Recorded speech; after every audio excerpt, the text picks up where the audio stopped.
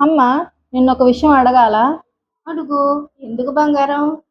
ఆలోచిస్తున్నావు అడగడానికి? అడుగు, అడుగు. పెళ్ళికి ముందు జీవితం ఒకలాగా, పెళ్ళైపోయాక జీవితం ఒకలా ఉంటుందంటారు. నిజమేనా? ఎందుకు అలా ఉంటారు? చాలా పెద్ద డౌటే వచ్చింది నీకు.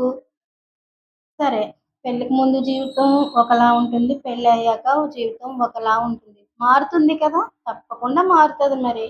ఎందుకు బాధ్యతలు పెరుగుతాయా? అంతే కదా మరి. ఇప్పుడు నువ్వెక్కడున్నావు? మా ఇంట్లో ఉన్నావు. అంటే నీ పుట్టింట్లో ఉన్నావు. తర్వాత పెళ్ళయ్యాక ఎక్కడికెళ్తావు? మీ అత్తగారింటికెళ్తావు. అక్కడికెళ్ళాక ఇక్కడ నీ బాధ్యతలు మేము చూసుకుంటున్నాము. నువ్వెవరి బాధ్యతలు చూసుకోవట్లేదు. కానీ పెళ్ళయ్యి వెళ్ళాక అక్కడ అత్తగారింట్లో వాళ్ళందరి బాధ్యత నువ్వు చూసుకోవాలి. నీ బాధ్యత వాళ్ళు చూసుకోరు. కాబట్టి అప్పుడు బాధ్యతలు పెరుగుతాయి. అంటే పెళ్ళికి ముందు నేనేమైనా కావాలనుకున్నాననుకో, వెళ్ళి వెంటనే కొనేసుకుంటాను. కానీ పెళ్ళైన తర్వాత ఏం కొనుక్కోవడానికి ఎందుకుండదమ్మా? ఉండదు కాదు ఉంటుంది. కొనుక్కోటానికి ఉంటుంది. కాదంటే ఇప్పుడు నువ్వు మా దగ్గరున్నావు కదా! నీకేదన్నా కావాలనుకో, అమ్మ నేనిది కొనుక్కుంటానంటే, నీ ఇష్టం అంటాం మేము. సో, నువ్వెళ్ళి కొనుక్కొని తెచ్చేసుకుంటావు. ఒక్కోసారి అడగకుండా వెళ్ళి కూడా తెచ్చేసుకుంటావు. కానీ పెళ్ళయ్యాక బాధ్యతలు పెరుగుతాయి కదా! అక్కడ. అవునా కాదా? అవును. మరప్పుడు నీకిష్టం వచ్చినట్టుగా ఖర్చు చేయటానికి సరిపోవాలి కదా! ఇంట్లో బడ్జెట్ అంటూ ఉంటుంది. ఇంత అమౌంట్‌లో ఇంత చేసుకోవాలని ఉంటుంది. అప్పుడు ఏమవుతది మనకిష్టం వచ్చినట్టుగా కొనుక్కోవడానికి ఉంటుందా ఏదైనా? అందుకే నా పెద్దవాళ్ళు బాధ్యత అనే మాట ఎక్కువ చెప్తా ఉంటారు అదే మనకి. మాట. అందుకే పెద్దలేమంటారంటే హ్మ్. బాధ్యత అన్న విషయానికి బడ్జెట్టు అన్నది లింకప్ అయ్యి ఉంటుందనమాట. సో, అందుకనే మనకి ఏది కావాలంటే అది తెచ్చుకోవాలి. ఏది పడితే అది కొనుక్కోవాలి అన్న ఉండదు. పెళ్ళికి ముందే లైఫ్ ఏదైనా ఎంజాయ్ చేయాలన్నా, ఏమైనా కొనుక్కోవాలనుకున్నా, అది నీ సొంతంగా నువ్వుగా నిర్ణయించుకోవడానికి పెళ్ళికి ముందు మాత్రమే ఉంటుంది. పెళ్ళయ్యాక నిర్ణయాలు కొన్ని కుటుంబం మీద ఆధారపడి ఉంటాయి. మరి పెళ్ళయ్యాక అమ్మాయి ఒకతే మారాలా? అమ్మాయి ఒక్కతే మారితే సరిపోదు. అబ్బాయి మారాలి. ఎందుకంటే నీకిక్కడ పెళ్లి అన్నది మీ అంటే అబ్బాయి, అమ్మాయి ప్రేమైనా, పెళ్ళైనా పెళ్ళికి ముందు ఉన్న జీవితానికి, పెళ్ళైపోయాక ఉన్న జీవితానికి తేడా ఉంటుంది. ఇద్దరూ మారాలి. ఈ రోజుల్లో చిన్న చిన్న వాటికి పెద్ద పెద్ద గొడవలు అయిపోతున్నాయమ్మా పెళ్ళయ్యాక. అవును మరి. చూడు తల్లి, పెళ్లి అన్నది ఒక ఇద్దరు మనుషుల కలయిక కాదు. 2 కుటుంబాల కలయిక. 2 కుటుంబాలు కలిస్తేనే పెళ్లి. కానీ మీ తరం, ఇప్పుడున్న తరం ఏమనుకుంటున్నారంటే, ఇద్దరు కలిస్తేనే పెళ్లి, లేపోతే ఇద్దరు కలిస్తేనే ప్రేమ అనుకుంటున్నారు. ప్రేమైనా, పెళ్ళైనా 2 కుటుంబాలు కలిస్తేనే ఆ కుటుంబంలో వాళ్ళందరూ కూడా ఒప్పుకొని అన్నీ జరిగితేనే వాళ్ళిద్దరూ సంతోషంగా ఉంటారు. అర్థమైందా నీకు? అడ్జస్ట్‌మెంట్.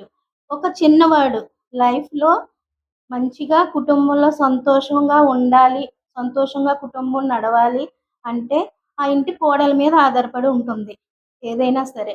సో, ఇక్కడ ఆ ఇంటి కోడలు ఎవరైతే ఉంటారో, వాళ్ళు ముఖ్యంగా గుర్తుపెట్టుకోవాల్సిన విషయం ఏంటంటే, అడ్జస్ట్‌మెంట్.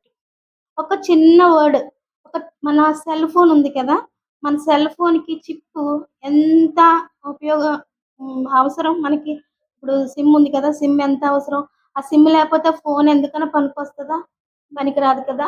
అలాగే ఒక ఇంటి కోడలికి అడ్జస్ట్‌మెంట్ అన్నది అంత అవసరం. నీకిలా చెప్తే ఇప్పుడు తరానికి ఇలా చెప్పాలి.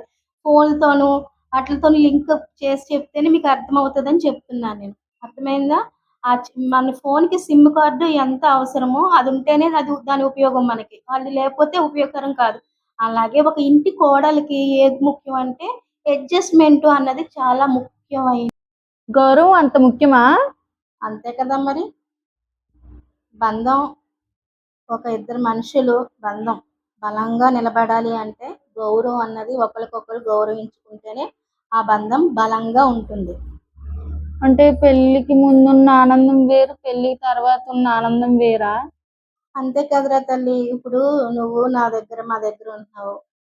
అవునా? హ్మ్. పేరెంట్స్ దగ్గరున్నావు.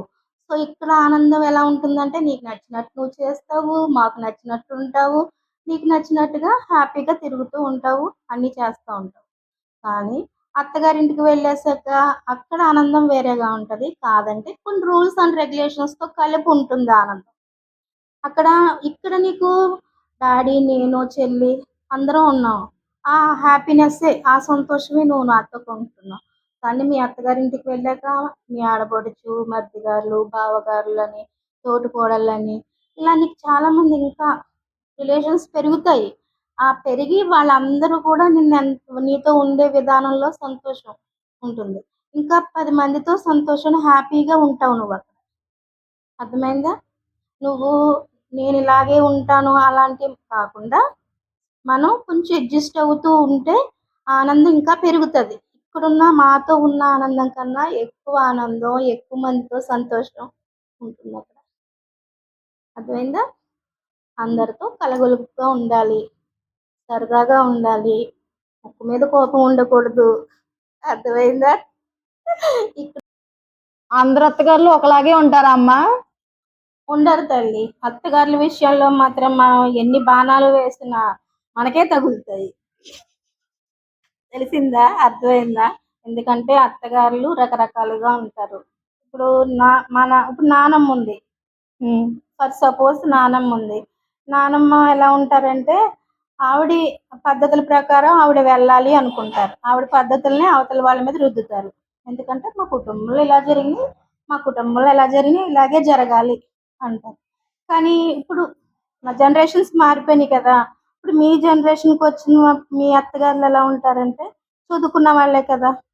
సో, వాళ్ళేంటంటే పిల్లల్ని ఇబ్బంది పెట్టకూడదు. మనం ఆల్రెడీ ఇబ్బంది పడి ఉన్నాం కదా! అని ఆ వేలో వెళ్తారనమాట. సో, ఇప్పుడు అత్తగారులనైతే మాత్రం అప్పటి అత్తగారులతో మాత్రం పోల్చక్కర్లేదు. సూర్యకాంతాలని అలాంటి అత్తగారులతో పోల్చక్కర్లేదు. ఇప్పుడు జనరేషన్ మారిన కొలది ఆ అత్తగారులు కూడా చాలా మట్టుకు మారి వాళ్ళు కూడా చదువుకున్న వాళ్ళయ్యి ఎడ్యుకేటెడ్ పీపుల్ అయ్యాక ఇప్పుడు ఇబ్బందులు పెట్టట్లేదు.